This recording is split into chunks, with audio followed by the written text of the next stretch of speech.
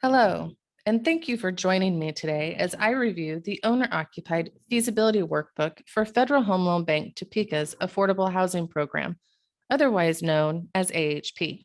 The primary focus of this video is to give you an overview of the feasibility guidelines that are listed in our implementation plan, also known as the AHP IP.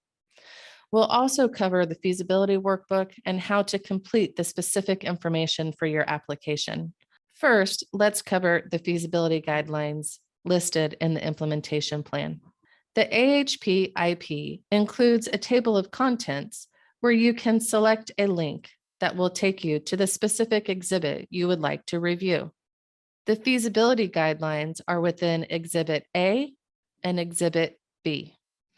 Take notice that the exhibits are specific to rental applications or owner-occupied applications.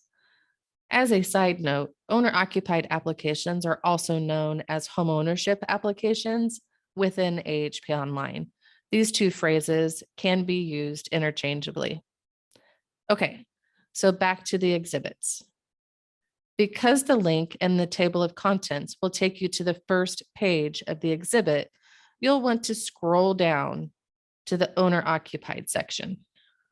Exhibit A will review the cost guidelines for your application.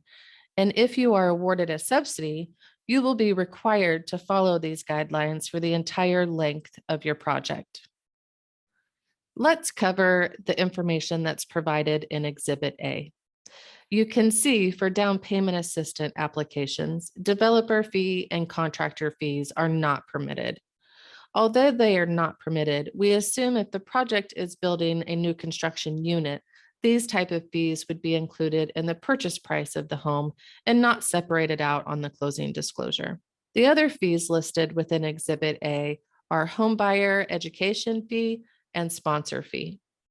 The homebuyer education fee cannot exceed $500 per unit, and the sponsor fee cannot exceed $500 per unit for a down payment assistance project. However, for rehabilitation, new in 2022, we have increased the amount of sponsor fee available.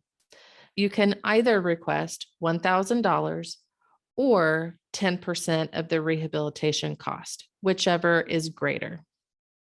If you continue to scroll within the AHP IP, you will see Exhibit B. This exhibit covers eligibility and other feasibility guidelines. For owner-occupied projects, these are typically feasibility guidelines that are market-driven, such as loan terms, mortgage rates, lender and discount fees, as well as front ratio guideline for down payment assistant applications, as well as below market rate applications. If awarded, these guidelines may change with each disbursement request. There is a mandatory disbursement training after awards are announced where this will be covered in detail. You may have heard me mention below market rate applications. These are applications which are still considered down payment assistant applications. However, this is where the sponsor is the lender of the mortgage and is offering the home buyer a below market interest rate. Below market interest rate is defined in Exhibit E of the AHP IP for your convenience. They do require a different feasibility workbook be completed, which will be covered in a training video on the website. Now that we've covered the feasibility guidelines, let's review how to complete a feasibility workbook. Make sure that you are on the AHP application tab. Make sure you download the file because if it opens in a browser, some of the formulas may not work as expected. All project types should start with and complete the Start Here tab. This tab will assist you in determining which feasibility workbook to complete. The application name will auto-populate from the feasibility tab, which is completed. The only thing to do on this particular tab is to select the application type. Are you submitting a straightforward down payment assistance application? Maybe a rehabilitation of homes owned by the occupants, Or are you a sponsor who is the mortgage lender and is offering a below market interest rate? So if you are doing a straightforward down payment assistance application, select DPA on the dropdown. After selecting DPA on the Start Here tab, you can now navigate to the DPA tab. After entering the name of your project and the date you are completing the workbook, you'll see that we have allowed for 4 different groupings. You are not required to use all 4 groupings. These are here just in case you are targeting different income levels or possibly different counties. These types of applications will require you to complete one group for each different type of group you are targeting. So for example, if you are targeting the below 50% AMI group, complete one column specifically for that group of units. If you are also targeting the below 60% AMI group, you will need to complete a different column such as group 2. The same is for the below 80% AMI group, or even if you're doing different cities or counties. If you are targeting all units below the 50% AMI group, and all units are in one city or county, you only need to complete one column. Please make sure the number of units entered here matches the total number of units in the AHP online application. If they do not match, the feasibility workbook will not be able to be uploaded. In the example I'm going through, I will be completing just one grouping for 50% AMI. Applications for owner-occupied units are typically conceptual in nature. We understand this, and the remaining information should be the best information you can gather for your market and or targeted groups. If your project is awarded, we know that each of these fields will change based on the home buyer and the home that's actually being purchased. For the application process, please just enter the information to the best of your knowledge.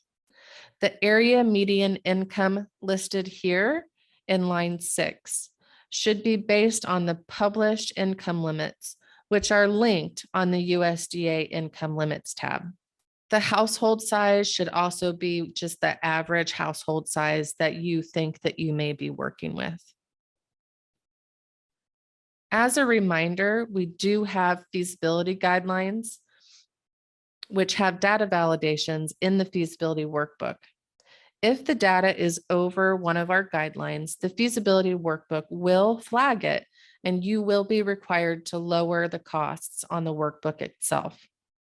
Please identify other closing costs that are typically seen for a home buyer in this section. Appraisal fees, title company fees, prepaids. In addition, the home buyer counseling fee and sponsor fee should be listed if you believe you're going to be requesting them.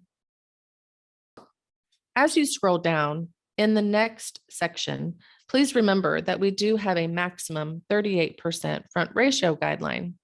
It is hard to determine a front ratio for clients that you do not know yet. As I mentioned before, the number entered here should just be what's expected, not necessarily what you know for sure. The mortgage rate guideline at the time the feasibility workbook was published is listed within the workbook. For application purposes, you will be required to enter a rate at or below this guideline. If awarded, the rate will need to be at or below the guideline at the time of closing. The remaining information will be estimated based on what you know for your market. Taxes, insurance, any other fees that will be included in the monthly cost, such as an HOA fee. We would also like to know other types of sources that might be involved in the project. There could be earnest money that was put down, as well as other grant funds that you will be using. Just as a reminder, you will be required to upload supporting documentation for any funds listed in this area. After all of this information is entered, you will see the remaining gap, which will indicate your subsidy per unit and the total AHP subsidy that you will be requesting. We are not concerned if the numbers are not an even amount, such as 10,000 per unit or 400,000 per project. However, if you are concerned about that, there is a way that you can adjust the AHP gap, otherwise known as the need for subsidy. As I mentioned earlier, the front ratio is an unknown number. You can adjust the front ratio out to decimal points if needed to get that even number. The amount of total subsidy requested may not even be able to get to an even number due to rounding issues within the feasibility workbook itself. I will say though, for scoring purposes, we will be reviewing the subsidy per unit because that is the number that your score is based on. This number should be your main concern. That is the information that I have for the down payment assistance feasibility workbook. Thank you for watching this video. If you have any questions about the feasibility guidelines, please visit our AHP website. The application tab has most of the information that you'll need within the implementation plan, along with the other resources we have available. Please reach out though if you're having any questions or trouble finding anything, and also if you have any trouble uploading the feasibility workbook. Thank you and have a wonderful day.